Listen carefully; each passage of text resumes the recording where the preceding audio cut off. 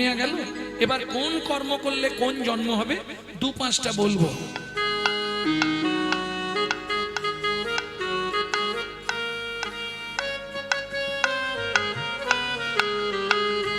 গুরুদেবের সঙ্গে যে বা কপটতা করে, বাঘ বক শৃগাল হয় জগৎ মাঝারে।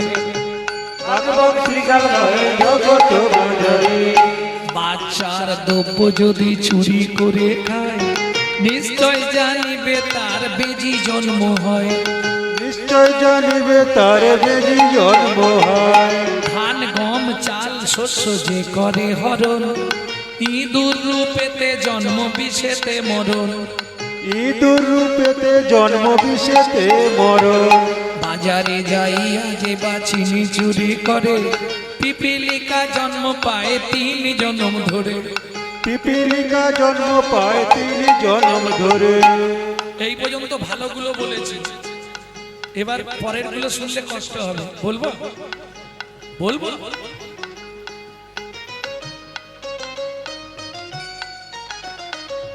ধর্মস্থানে যাইয়া যে বা জুতা চুরি করে, ধর্মস্থানে যাইয়া যে বা জুতা চুরি করে। কুকুর জনিতে জন্ম হয় বারে বারে। কুকুর জনিতে জন্ম হয় বারে বারে। অন্যের ঘরেতে যারা ঝগড়া বাঁধায়, 21 দিন জাত থাকে মশা জন্ম পায়। 21 দিন জাত থাকে মশা জন্ম পায়। দান যোগ্য বিবাহেতে যে বা ভাঙচি দেয়, নিশ্চয় জানিবে তাদের কচ্ছপ জন্ম হয়।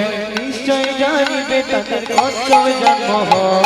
ভাতার পত্নীকে যে বা সদা পীড়ন করে, তার প্রকৃতিকে যে বা সদা পীড়ন করে। গিরগিটি হতে হয় 8 জন্ম ধরে। গিরগিটি হতে হয় 8 জন্ম ধরে। বলবো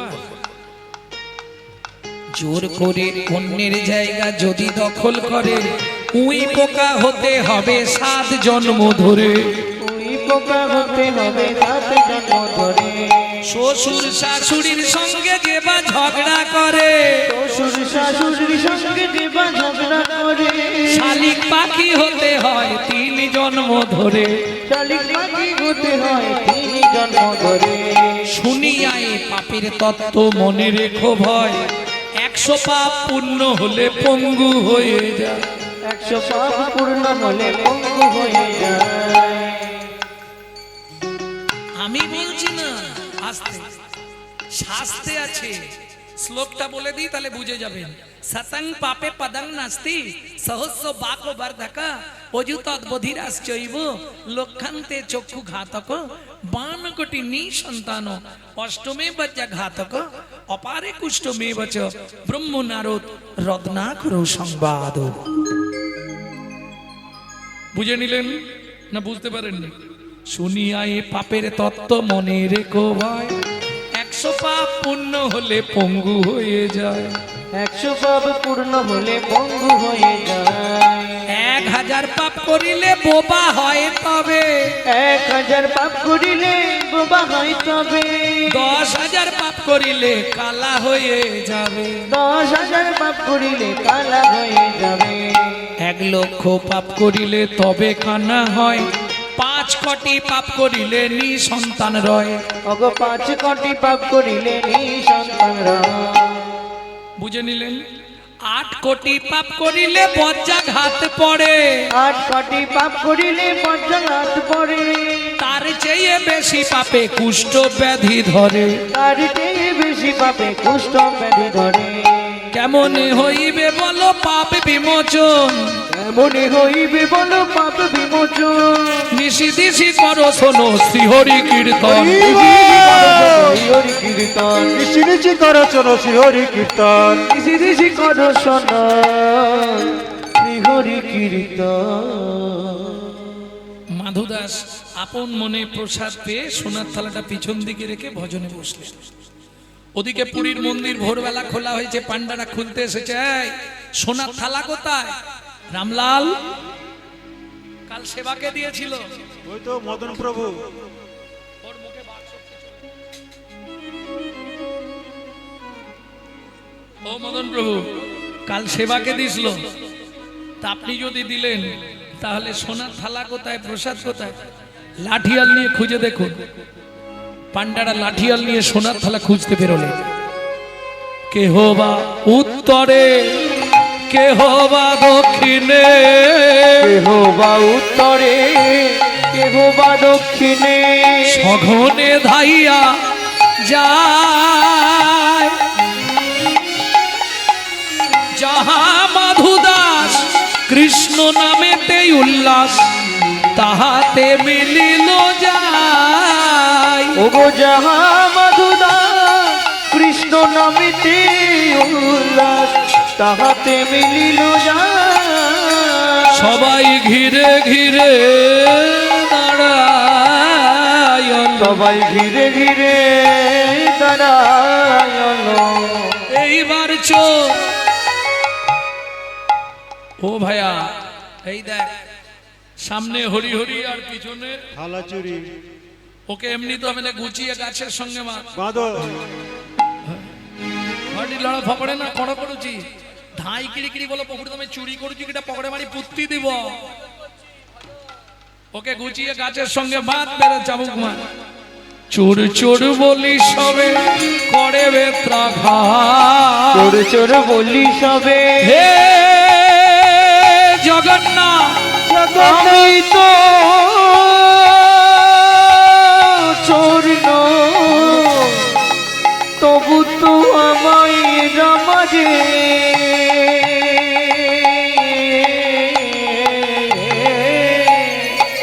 চোর চোর বলি সবে করে বেত্রাঘাত, চোর চোর বলি সবে করে বেত্রাঘাত। রক্ষা করো জগন্নাথ, রক্ষা করো জগন্নাথ, রক্ষা করো। ভক্তির লাগি শ্রী জগন্নাথ সহিল আঘাত। ভক্তের লাগি শ্রী জগন্নাথ সহিলে নাঘাত। ভক্ত বড় জানাইল, ভক্ত বড় জানাইল, ভক্তের আঘাত অঙ্গে গ্রহণ করিল, জগন্নাথের অঙ্গ ফেটে গেল। তুই আঘাত গ্রহণ করিল, রঙ্গ ফেটে গেল। তুই আঘাত গ্রহণ করিল, ভক্ত বড় জানাইল। মারতে মারতে অচৈতন্য অবস্থায় মাধু দাসের দেহটা ফেলে রেখে সোনার থালা নিয়ে ফিরে গেলেন পান্ডারা পুরীর মন্দিরে। কিন্তু সকাল হয়ে গেছে, ইন্দ্রদ্যুপ নোড়াই আসতি পুরীর সমুদ্রে স্নান করে গিয়ে দ্বার উন্মোচন করে প্রথমেই জগন্নাথকে দর্শন করবে। আর মন্দির খুলেই যা দেখলো বিস্ময়ে হলেন হতবাক। সিংহাসনের বিগ্রহ জগন্নাথ মেজের ওপর উপুড় হয়ে পড়ে আছে। সারা ঠাকুর ঘরের ভেতরটা রক্তে রক্ত গঙ্গা বয়ে গেছে। বুকের মধ্যে জগন্নাথকে তুলে নিয়ে বলে উঠল, বল জগন্নাথ বল, কে তোর সর্বাঙ্গে এমন করে প্রহার করেছে? দৈববাণী হলো, রানীমা আমায় কেউ মারেনি মা, তোমার পান্ডারা বিনা দোষে বিনা অপরাধে আমার এক ভক্তকে নির্দয়ভাবে প্রহার করছিল। ভক্ত সহ্য করতে না পেরে নিজের অঙ্গের আঘাত, ভক্তের অঙ্গের আঘাত আমি নিজ অঙ্গে গ্রহণ করলাম। শোনো রানীমা, আমার সেই ভক্তকে এই মুহূর্তে এনে দাও। আমার বুকে না হলে আমি নীলাচল থেকে বিদায় নেব। ইন্দ্রদ্যুপ নোড়াই আসতে গুন্ডিচা দেবী ঊর্ধ্বশ্বাসে ছুটলেন, কে মাধু, কোথায় মাধু? এদিকে মাধু দাস যখনই জ্ঞান ফিরে পেয়েছে উঠে বললে, হে জগন্নাথ, আমি তো তোমাকে প্রসাদ চাইনি, বলো। নিজেই প্রসাদ পাঠালে, নিজেই চোর সাজালে, নিজেই মার খাওয়ালে, তোমার ধামে আর থাকবো না। এই মুহূর্তে আমি চলে যাচ্ছি মধুময় সিধাম বৃন্দাবন। जब से तुम बिछड़े प्रभु जी, नींद न लागे दैनो, दर्श बिना दुख न लागे नैनो। जब से तुम बिछड़े प्रभु जी नींद न लागे नैनो दर्श बिना दुख न लागे नैनो শব্দ শুনা তোমারি যেদিন থেকে তোমার সঙ্গে আমার ছাড়াছাড়ি হয়ে গেল जब से तुम बिछड़े प्रभु जी नींद ना लागे नैनो চোখের ঘুম চলে গেল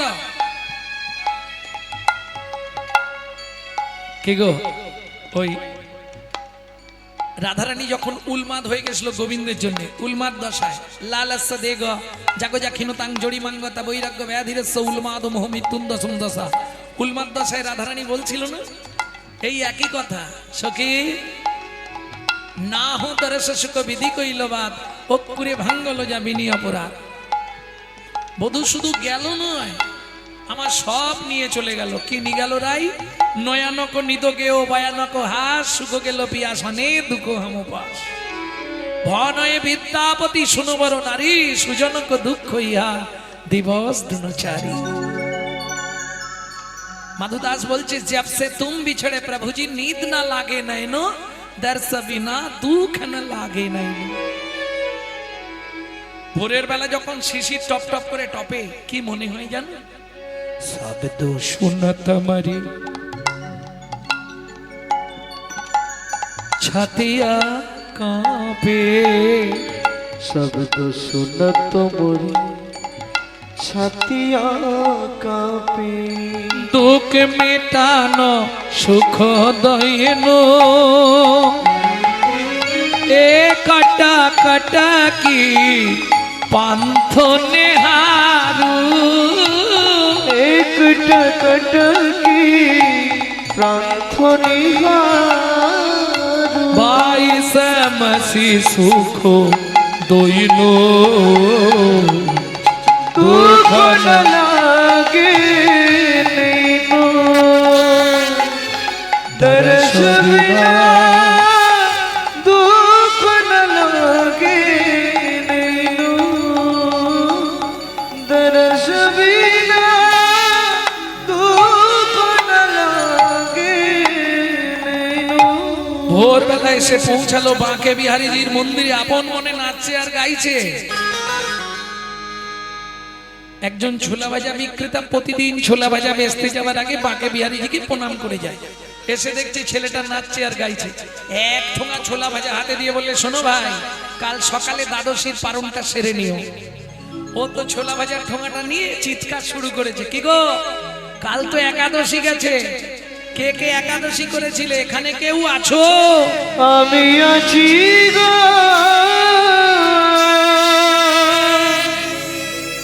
আমি আছি গো আমি আছি গো আছি গো তুমি কোথায় আমি থাকি অন্তরে আছি অন্তরে থাকি অন্তরে আছি অন্তরে অন্তরে আছি আমি থাকি অন্তরে আছি অন্তরে আমি বড় দূরান্তরে থাকি অন্তরে আছি অন্তরে আমি বড় দূরান্তরে থাকি অন্তরে আছি অন্তরে আমি বড় দূরান্তরে থাকি অন্তরে আছি অন্তরে আমি বড় দূরান্তরে থাকি অন্তরে আছি অন্তরে আমি বড়ই দূরান্তরে আমি বড় দূরান্তরে হতে দূরান্তরে হতে দূরান্তরে আমি বড়ই অনন্তরে হতে দূরান্তরে আমি বড় অনন্তরে দূর হতে দূরান্তরে আমার অন্তরে আমি থাকি তার অন্তরে পেয়েছে আমার অন্তরে আমি থাকি তার অন্তরে পেয়েছি আমার অন্তরে আমি থাকি তার অন্তরে পেয়েছে আমার অন্তরে আমি থাকি তার অন্তরে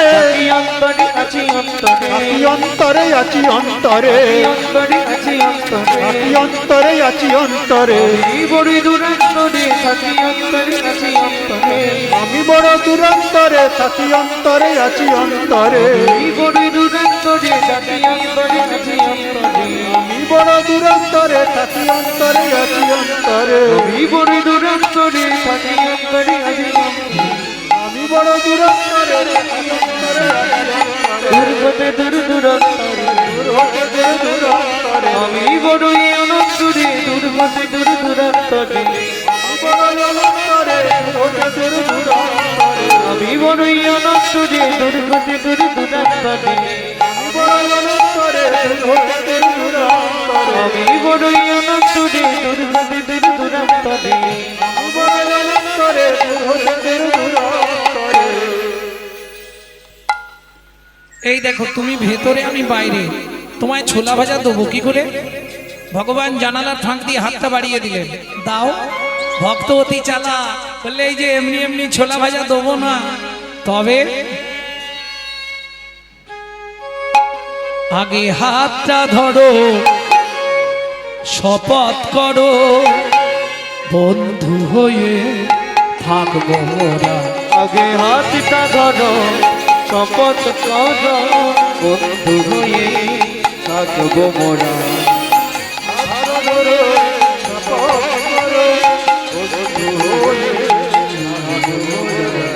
জনম জনম জীবন মরণ, জনম জনম জীবন মরণ বন্ধু হয়ে থাকবো মোরা।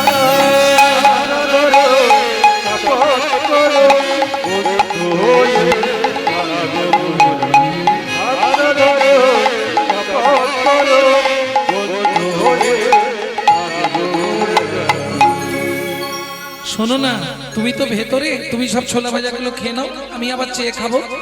ভগবান বললে তা হবে না, বন্ধু যখন বলেছ এসো একসঙ্গে খাই। আজু কি আনন্দ হলো বৃন্দাবনে,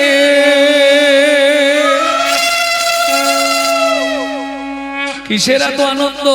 ভক্ত দেয় ভগবানের মুখে, ভক্ত দেয় ভগবানের মুখে, ভগবান দেয় ভক্তের মুখে, ভক্ত দেয় ভগবানের মুখে, ভগবান দেয় ভক্তের মুখে। আজু কি আনন্দ হলো বৃন্দাবনে, আজ কি আনন্দ হলো বৃন্দাবনে। ভক্ত শনে ভগবানের মিলন হইল, ভক্ত জনে ভগবানের মিলন হইল, ভক্তগণ প্রেমানন্দে হরি হরি বলো। ব্রজলীলা গৌরলীলা ভাব সম্মিলন, রাম ললিতা জয় শ্রী রাধা রমন, জয় ধ্বনি ভরিল ভুবন। স্বর্গ হইতে দেবে করে পুষ্প বরিশন, পুষ্প বরিশন। শচীনন্দন জয় গৌর হরি, বিষ্ণু বিহার প্রাণারাম নদিয়া বিহারী,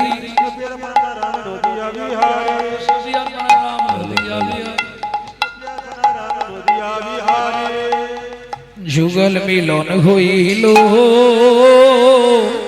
দেখ দেখ সখী শ্যামের বামে রাই দাঁড়ালো।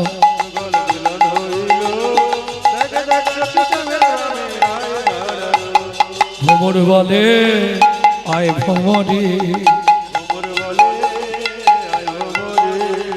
ভ্রমর বলে আয় ভ্রমরে আমরা দুজনে, গান করিব গুনগুন করে গান করিব, মধুর মিলনে যুগল মিলন হইল, দেখ দেখ সখী শ্যামের বামে রাই দাঁড়ালো। ভজনি তাই গৌরাধেশা, ভজনি তাই গৌরাধে।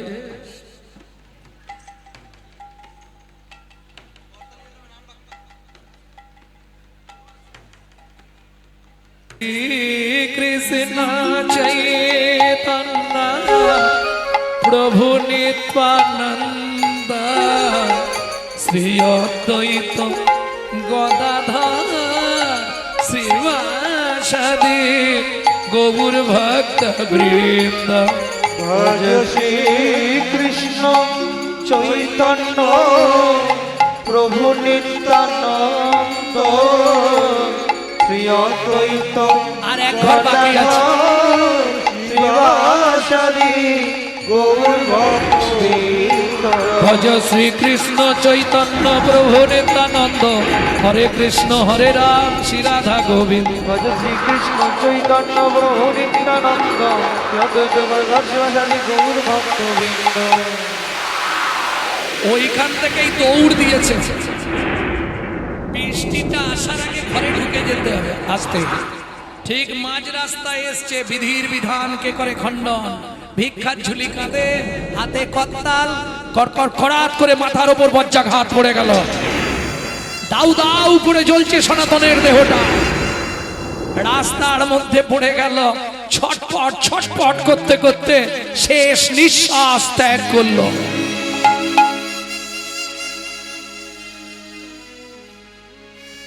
দূর থেকে পাড়ার লোকেরা দেখতে পেয়েছে, ওরে ভাই হাই দেখ দেখ দেখ দেখ, সনাতনের দেহতে আগুন ধরে গেল, বজ্রাঘাত পড়ে গেছে রে। বৃষ্টি থামলো, পাড়ার লোকেরা ছুটে এলো, কিন্তু ততক্ষণে সব শেষ। শুধু দুই কান দিয়ে রক্ত গড়িয়েছে আর গোটা দেহটা কালো ঝুল হয়ে গেছে। চল পদ্মাকে একটা খবর দি। পদ্মা পদ্মা, জ্যাঠামশাই ও ওর সঙ্গে দেখা করতে এসছেন, ও ভিক্ষায় গেছে, এই বৃষ্টি থেমেছে, এবার চলে আসবে। পদ্মা, উনুনে কি বসিয়েছো? ওই তো বলে গেল তুমি ভাতের জলটা বসাও, আমি ভিক্ষা করে চাল নিয়ে আসছি। ওটা নাবিয়ে দাও মা। কেন মেসমশাই, কিছু হয়েছে? না না, তুমি ওটা নামিয়ে দাও, তারপর বলছি। বলুন না, কিছু জানেন আপনারা? কথা বলছেন না কেন? বলুন না, আমার স্বামীর কিছু হয়েছে? ফিরে আসবে নয়া মনের মানুষ কোন দিন ঘরে, ফিরে আসবে নয়া মনের মানুষ কোনো দিন ঘরে। বিধি তারে কেড়ে নিয়েছে,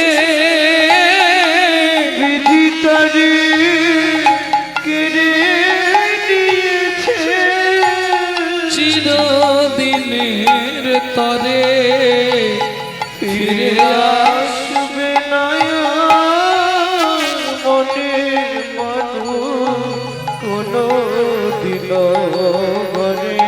ফিরে আসবে নয়ন মনের মানুষ কোনো দিনও ঘরে। কি বলছেন আমাকে খুলে বলুন না পদ্মা। সনাতন ভিক্ষায় গেছিল, ভিক্ষা করে ফিরে আসছিল, পথমধ্যে মাথায় বজ্রাঘাত করে মারা গেছে। ঊর্ধ্বশ্বাসে ছুটলেন পদ্মাবতী, ওই স্বামীর মৃতদেহের উপর আষাঢ় খেয়ে পড়ে গেল। ওগো স্বামী গো,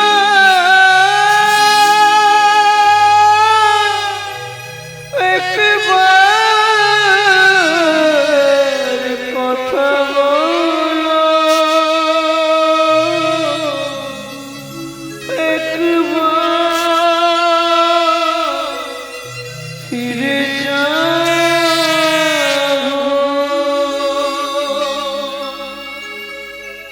জানি না কি এমন অপরাধ আমি করেছি, জানি না এতদিন ধরে তুমি তোমার চরণে তুলসী চন্দন দিয়ে তার এই প্রতিভা সাজা দিলে বলি গো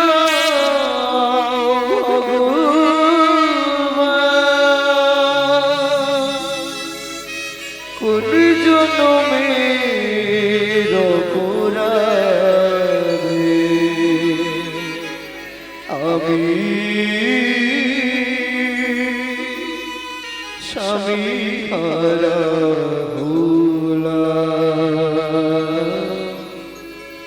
এই কি তোমার উপহার বলো, এই কি তোমার বিচার।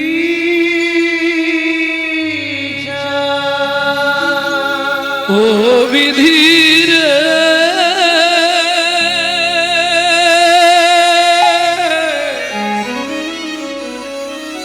ও বিধির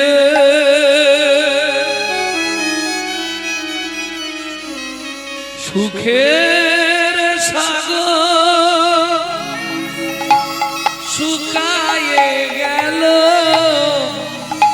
দুঃখ রবির তাপে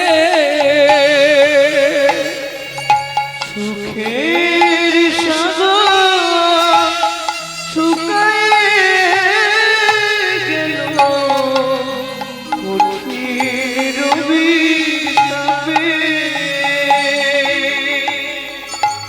কি জানি কি লাগি পতি কেড়ে নিলে, কোন জনমের পাপে কি জানি কি লাগি স্বামীকে নিলে, কোন জনমের পাপে। সুখের সাগর শুকায়ে গেল, প্রখর রবির তাপে সুখের সাগর শুকায়ে গেল, প্রখর রবির তাপে।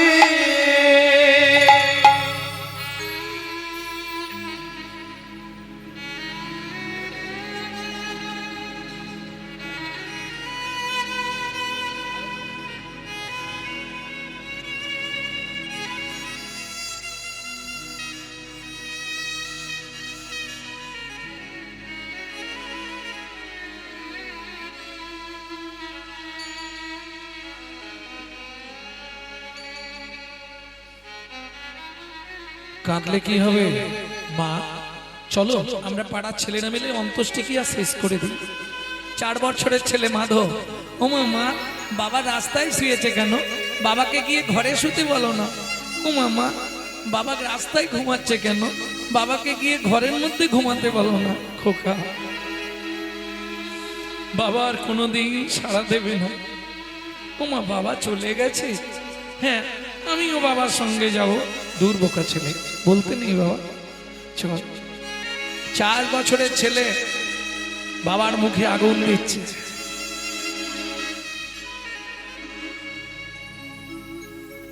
ওজন দাঁড়ির পাল্লা দুটো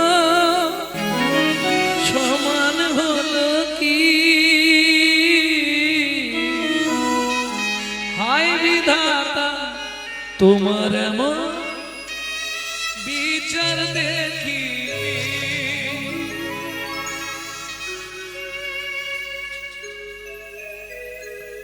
অন্ত্যেষ্টিক্রিয়া শেষ করে বাড়ি ফিরে এলেন। বাবা প্রত্যেকদিন ভিক্ষা করতে চলে যেত। পাড়ার লোকেরা সাহায্য দেবে কত দূর পর্যন্ত? ঘাট সাধ্য, আর তো তারপর কেউ দেবে না। কি করবে?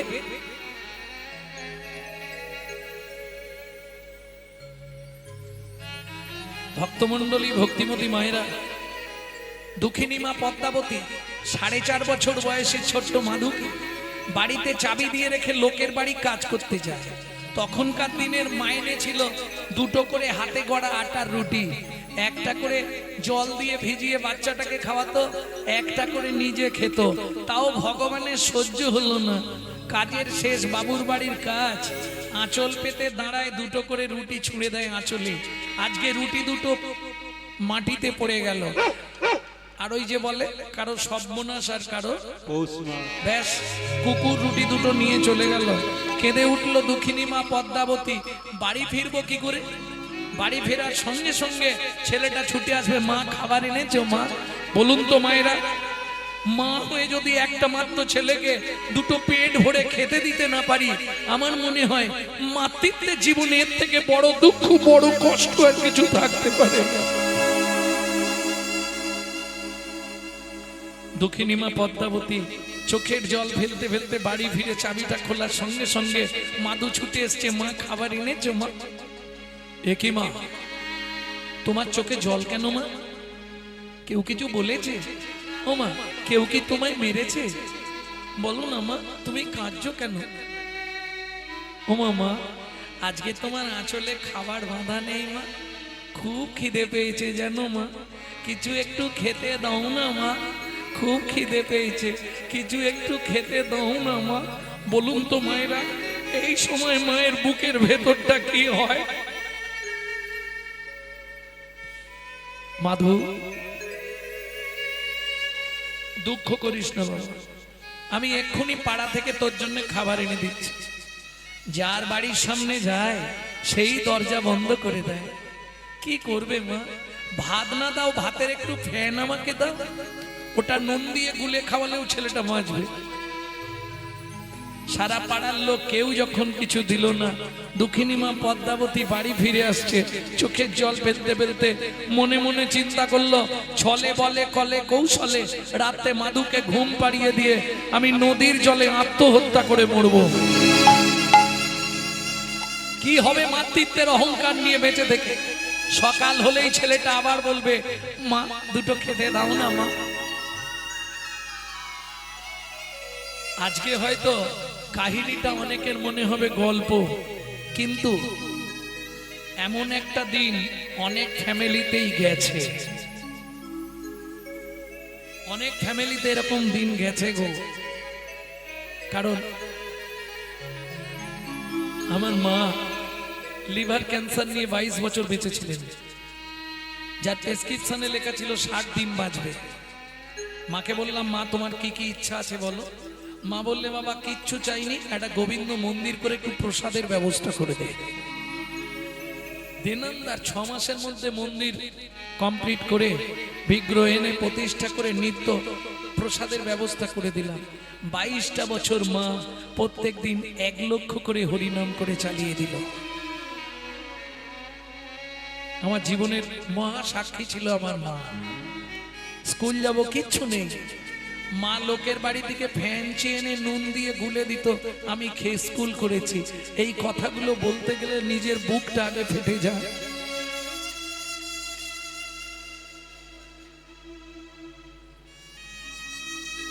আজকে হয়তো সাধুগুরু বৈষ্ণবের কৃপায়, আমার গুরুদেবের অত্যন্ত করুণায় একটা জায়গায় পৌঁছে গেছি। কারণ আমার জীবনের কোথাও বাকি নেই, হয়ে গেল। মুম্বাই, দিল্লি, বাংলাদেশ সবই হয়ে গেছে প্রায়। ভক্তমন্ডলী, ভক্তিমতী মায়েরা, দুঃখিনী মা পদ্মাবতী যখন কোথাও খাবার পেল না, কি করবে?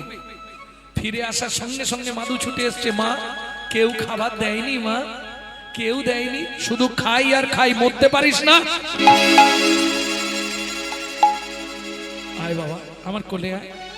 ও মাধু, রাতটুকু জল খেয়ে চালিয়ে দে, সকালবেলা অনেক খাবার পাবি। কেন? মা জানে আমি বেঁচে থাকতে কেউ ওকে খাবার দেবে না। কাল সকালে পাড়ার লোকেরা যখন শুনবে ছেলেটার মা মরে গেছে, সবাই খাবার দেবে। খিদের জ্বালায় মায়ের কোলে থাকতে থাকতে মাধু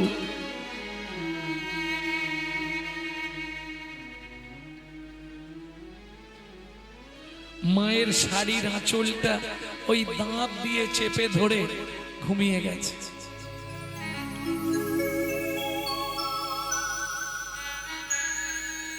ঘুমিয়ে পড়েছে। দক্ষিণী মা পদ্মাবতী মাধুকে বিছানার উপর শুইয়ে দিয়ে ভগবানের উদ্দেশ্যে বলছে, হে ভগবান, শাস্তে বলে জীব দিয়েছেন যিনি, আহার দেবেন তিনি। ঠাকুর গো, প্রাণের মাধুকে আমি তোমার চরণে দিয়ে যাচ্ছি ঠাকুর, তুমি ওকে দেখো, তুমি ছাড়াও এই পৃথিবীতে আর কেউ নেই। মাধু, আবার যদি তোর মনুষ্যকুলে জন্ম হয়, ভগবানকে বলবি মাধু যেন আমার মতো এমন দুঃখিনী অভাগী মায়ের গর্ভে তোর জন্ম না দেয় বাবা। এই বলে দুঃখিনী মা পদ্মাবতী যেই না চলে যেতে যাবে, কি হলো? আঁচলের টানে মাধু জাগিয়া উঠিল।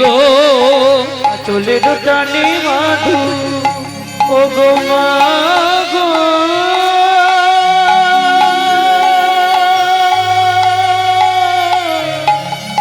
যেও না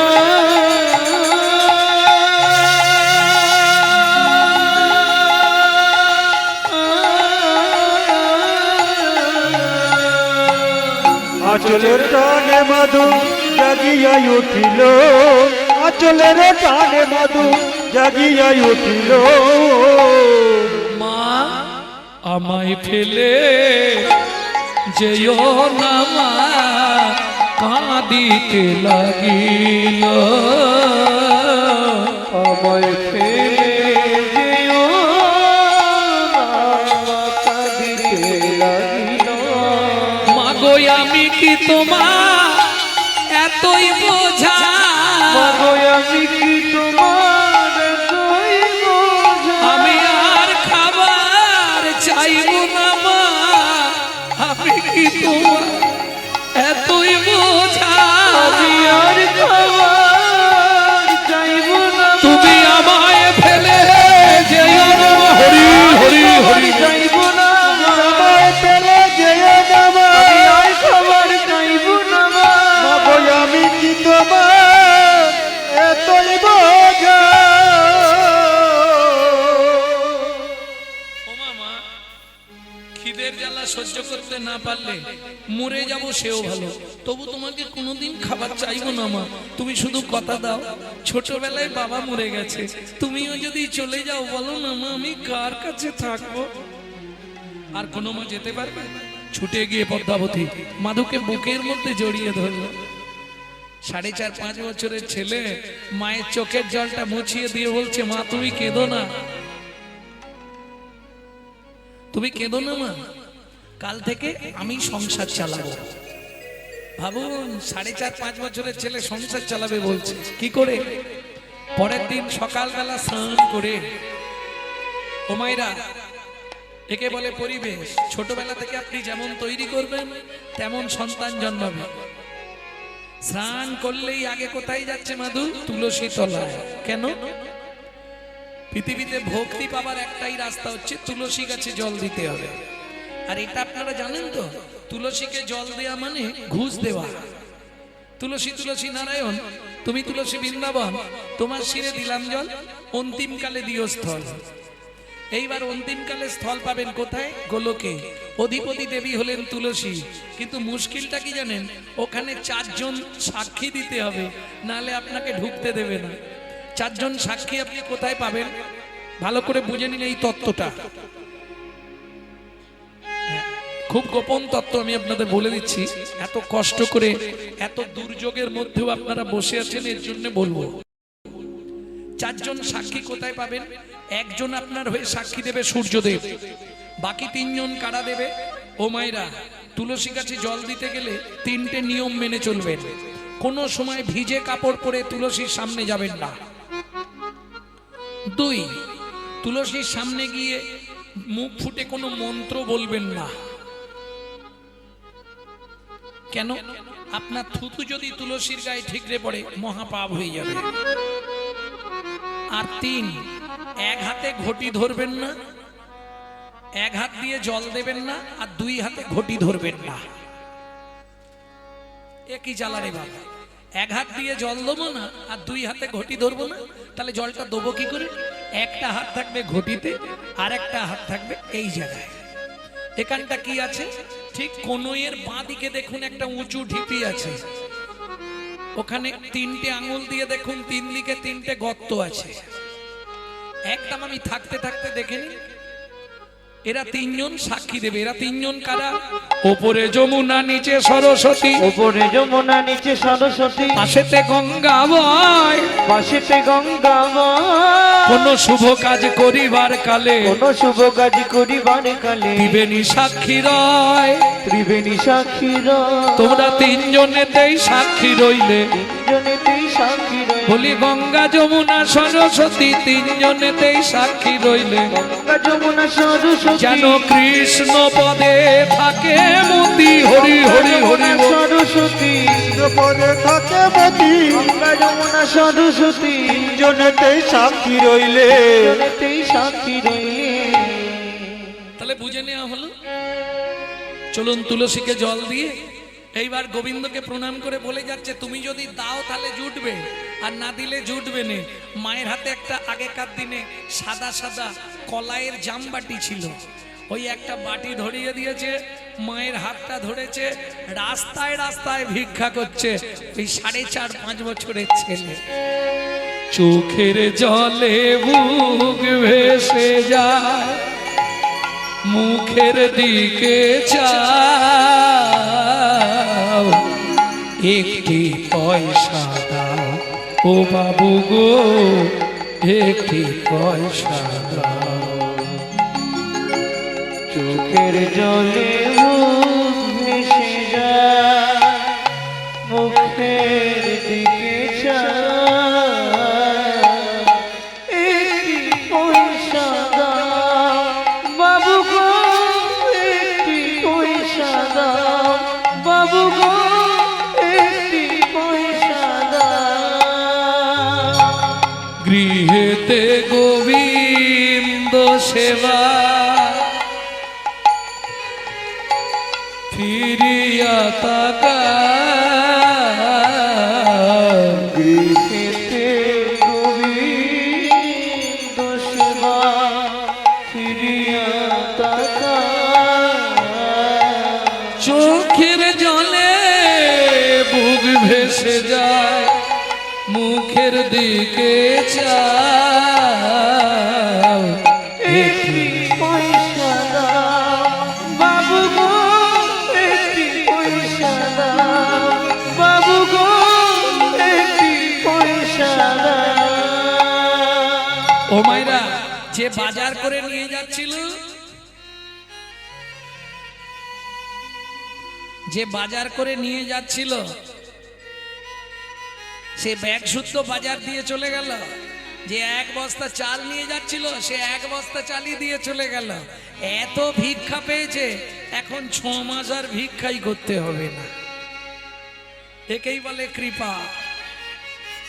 ভক্তমণ্ডলী, ভক্তিমতী মায়েরা, কৃপা হয়ে গেল। দিন যায়, মাস যায়, বছর যায়, কতদিন গেল। প্রত্যেকটা জিনিসের সাইড এফেক্ট আছে, যাকে বাংলায় বলা হয় পার্শ্ব প্রতিক্রিয়া। যেমন দেখবেন, খুব ছোটবেলা থেকে যেসব ভাইরা স্মোক করে, বিড়ি টিড়ি খায়, দেখবেন বুড়ো বয়সে গিয়ে ওদের একটা নিদেনের কাশি শুরু হবে, ওই কাশিতেই শেষ হয়ে যাবে।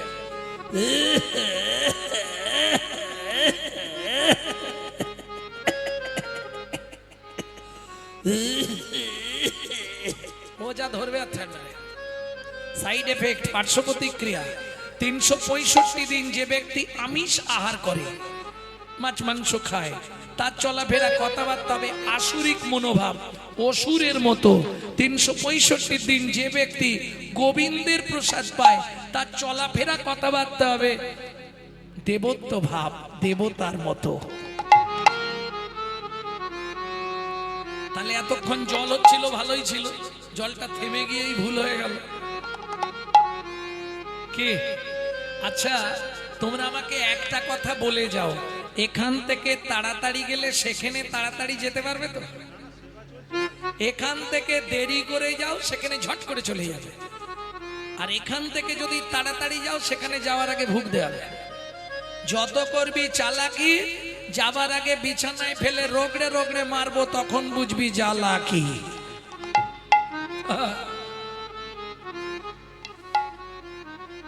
ভক্তমণ্ডলী, ভক্তিমতী মায়েরা, কতদিন গেল এইভাবে নিত্য মা ছেলে প্রসাদ পায়।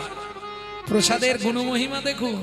দেখিতে দেখিতে মাধু 12 বৎসর হইল, দেখিতে দেখিতে মধুর 12 বৎসর হইল।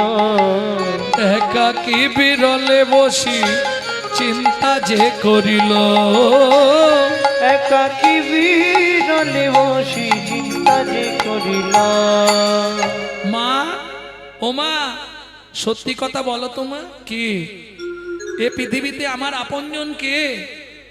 মাধু, পৃথিবীতে একজন আপনজন আছে, ঈশ্বর পরমং কৃষ্ণ, ঈশ্বর পরম কৃষ্ণ, সচিদানন্দ বিগ্রহ, সচিদানন্দ বিগ্রহ, অনাদি আদি গোবিন্দম, অনাদি আদি গোবিন্দ, সর্বকারণ কারণ, সর্বকারণে কারণ।